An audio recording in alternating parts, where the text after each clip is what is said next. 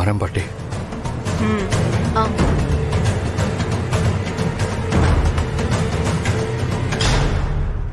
வாங்க மேடம். பாரதி, குடிக்க கொஞ்சம் தண்ணி கொண்டு வரீங்களா? நான் எடுத்துட்டு வரேன். சரி, நீ தண்ணி குடிச்சிட்டு வா, நான் கார்ல இருக்கேன். பாரதி, அன்னைக்கு ஆபீஸ்ல நடந்ததுக்கு ஐ ஃபீல் ரியலி சாரி. ஐயோ பரவாயில்ல மேடம். இந்தாம்மா. ஓ தேங்க்ஸ்.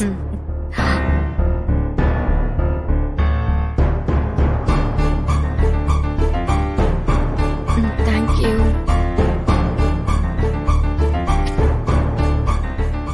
பாரதி, உங்ககிட்ட ஒரு முக்கியமான விஷயம் சொல்லணும். அது சரியா தப்பான்னு எனக்கு தெரியல, ஆனா சொல்லாமையும் இருக்க முடியல. நீங்க என்ன சொல்ல போறீங்கன்னு எனக்கு தெரியும் மேடம். ஆதி சார் இங்க அடிக்கடி வர்றது உங்களுக்கு பிடிக்கல.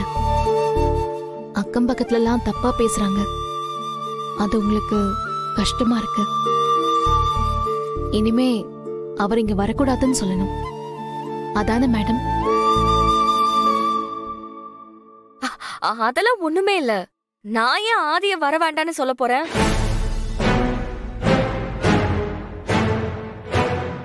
ஆதிய நான் காலேஜ் படிக்கும் போதுல இருந்தே லவ் பண்ணிட்டு இருக்கேன். யாரு என்ன சொன்னாலும் ஆதிய பத்தி எனக்கு தெரியும்.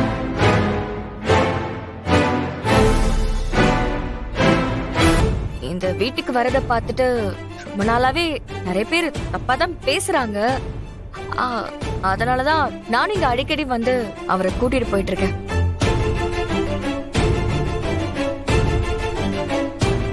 ஏன்னா நாளைக்கு சடனா வந்து ஆதி பத்தி யாரும் தப்பா நினைச்சிட கூடாதுல, அதுக்காக தான்.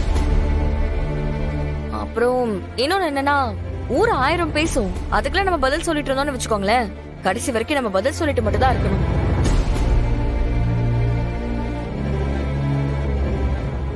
ஆனா இதுல எனக்கு என்ன ஒரு வருத்தம்னா, உங்களுக்கு 2 குழந்தைங்க இருக்காங்க. இந்த மாதிரி தேவையில்லாத பேச்செல்லாம் அவங்க எதிர்காலத்தை தானே பாதிக்கும். அத மட்டும் நீங்க கொஞ்சம் பாத்துக்கோங்க பாரதி.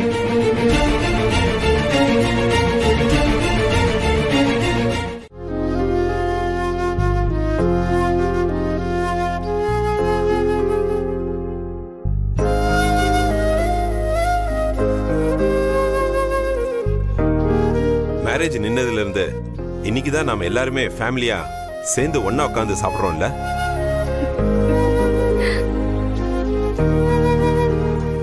ஆமா டாடி, நீங்க ஆபீஸ் போயிடுறீங்க, நான் ஸ்கூல் போயிடுறேன்.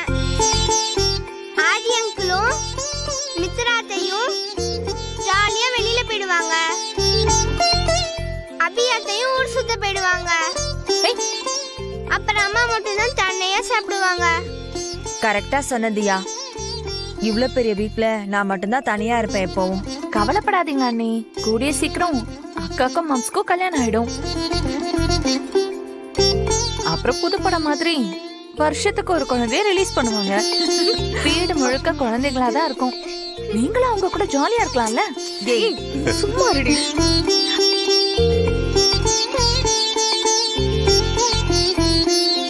தேங்க அப்பா, என்ன அப்பாவி மாதிரி பேசுற?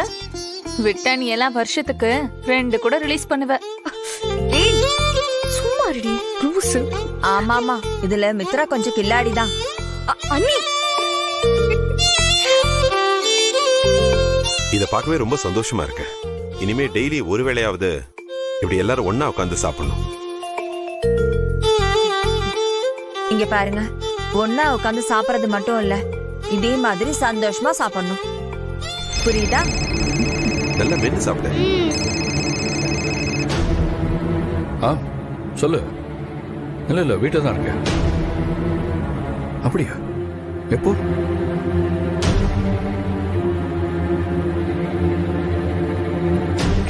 சரி, நான் பாத்துக்கிறேன்டா. ஏதாவது ஹெல்ப் பண்ண நான் கால் பண்றேன்.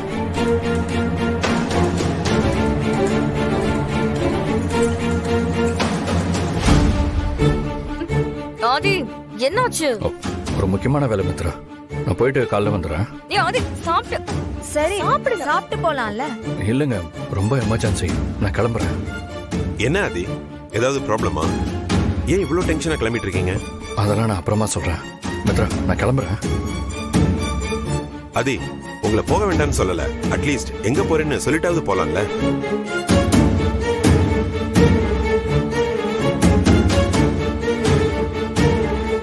ஆதி, நீ போயிட்டு வா. நீ போயிட்டு வா. நான் வந்து ஆதி, எனக்கு தெரியும், நீ போயிட்டு வா. இங்க பாருங்க, 2 பேரும் ரூம்குள்ளேயே இருக்கணும். நான் சொல்ற வரைக்கும் வெளியே வரக்கூடாது. அப்புறம் நானே வந்து உங்களை கூப்பிட்டுப்பேன். அப்பதான் வெளியே வரணும். சரியா?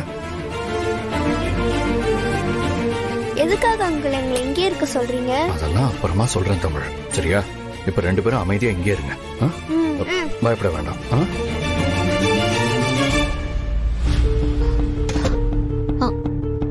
ஆதி, என்னாச்சு ஆதி? நீங்க பாட்டுக்கு வந்தீங்க, பசங்களை ரூம் கூட்டிட்டு போய் டோரை லாக் பண்ணிட்டீங்க. பாரதி, என்ன? நான் சொல்றது கொஞ்சம் பொறுமையா கேளுங்க. உங்க மேல திருட்டு பழி போட்ட அந்த மேனேஜர் சுரேஷ், கோகிலா, அந்த 3 பேரும் ஜாமீன்ல வெளியே வந்துட்டாங்க.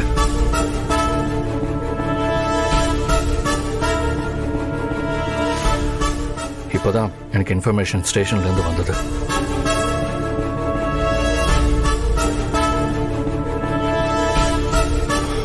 அப்ப எனக்கு தெரிஞ்சவங்க நேரா இங்கதான் வருவாங்க. ஐயோ, என்ன அதை சொல்ற? நீங்க பதட்டப்படாதீங்க. டோரை உள்ள இருந்து லாக் பண்ணிக்கோங்க. நான் வெளியில இருந்து பாத்துக்கிறேன்.